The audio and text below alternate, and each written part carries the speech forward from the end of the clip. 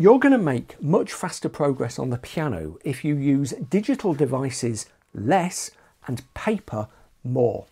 This sounds weird, but I see adult piano learners who use actual books and printed scores consistently doing better than those who rely on iPads and things like that.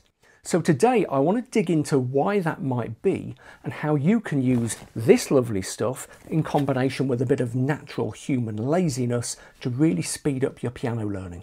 Now, what makes me so sure that paper beats digital? Well, a little while ago I started to notice something. Pretty often I do Zoom calls with adult piano learners. They tend to be Patreon supporters of mine who are signed up at one of the higher tiers that gives them access to personal coaching calls. Yeah? The thing that I noticed was that the most successful learners were disproportionately those who printed off the materials we were working from. So I join a call with Dave in Tallahassee and we do the pleasantries like, "Hi Bill, hi Dave, how are things in Tallahassee?" all of that kind of stuff. And then when Dave turned to face his piano, the stuff we were working on was right there in front of him, printed on a piece of paper or in a book. And if we were working on more than one thing, then the second thing would be right behind the first thing, in a binder or just tucked there on the music stand. And that made me think, what is it about these particularly successful, particularly diligent learners that makes them more inclined to print stuff off? But then I noticed another thing. Our eldest son is learning the piano, and like most kids learning the piano, he has a bag full of music that he's supposed to be working on. But when practice time comes around, rather than rooting through the bag to dig out all of the things he's supposed to be doing, he preferentially works on whatever happens to be on the music stand at the time and gets disproportionately better at that.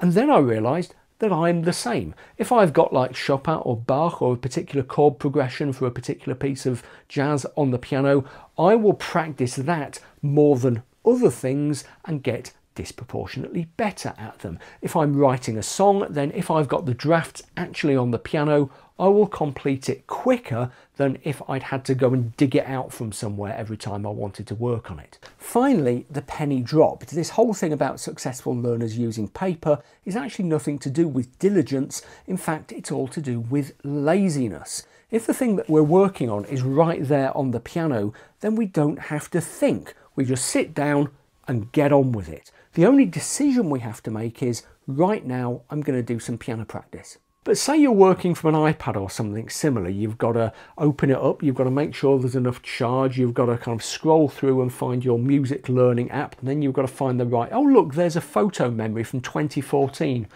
Didn't I look young back then? Ultimately, you'll probably get going, okay? You'll probably get your music reading app open and the file opened and get it on the piano.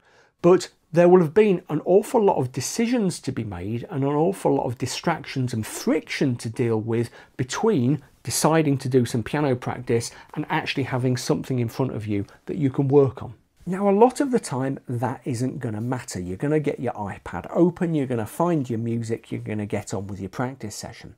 But every now and then, maybe once a week, maybe once every couple of weeks, you're going to get distracted by a notification. It's all going to seem like too much hard work. You're going to run out of charge. You're going to think, oh, I can't be doing with this. I'll leave it until tomorrow. And you'll abandon your practice session. The paper-based learner in the same situation might also be demoralised and not feel like doing it. But there are fewer off-ramps to take that paper-based learner away from what they're supposed to be doing. All they've got to do is almost kind of sit down zombie-like and think, oh, you know, they don't have to think about it. It is less easy for them to be tempted away.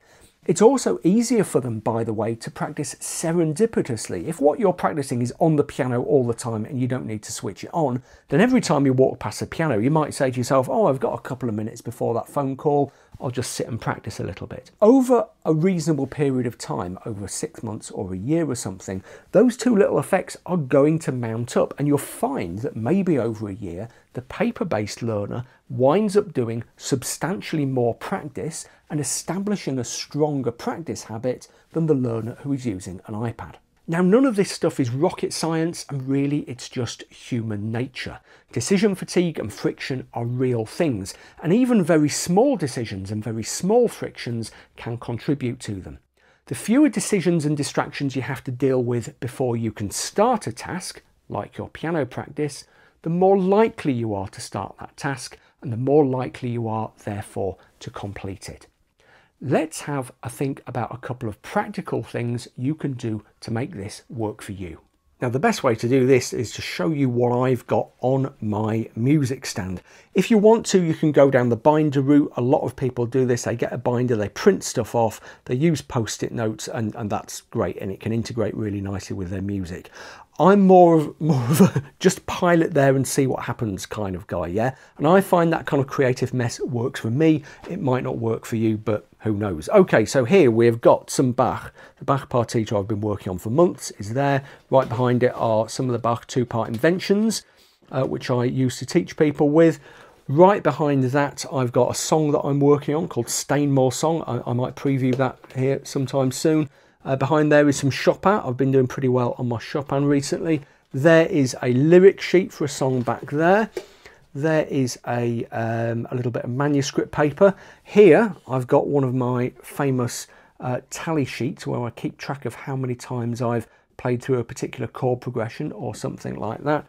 What else have we? We've got a menu for the local pub, always tremendously useful. Mac and cheese bites, strongly recommended.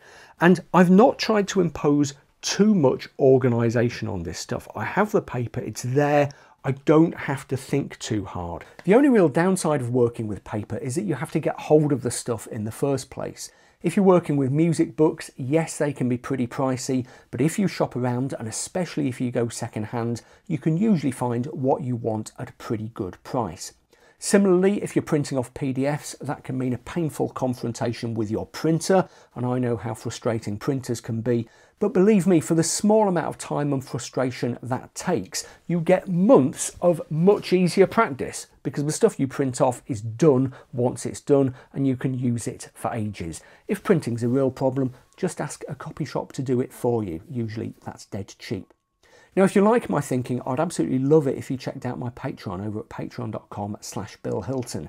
If you want, you can sign up as a free member to start with, and that gets you a certain amount of free stuff every month, plus previews of the material that the paid levels are getting. So if the idea of continuing your piano learning kind of with me looking over your shoulder half the time appeals to you, do please check out patreon.com/BillHilton.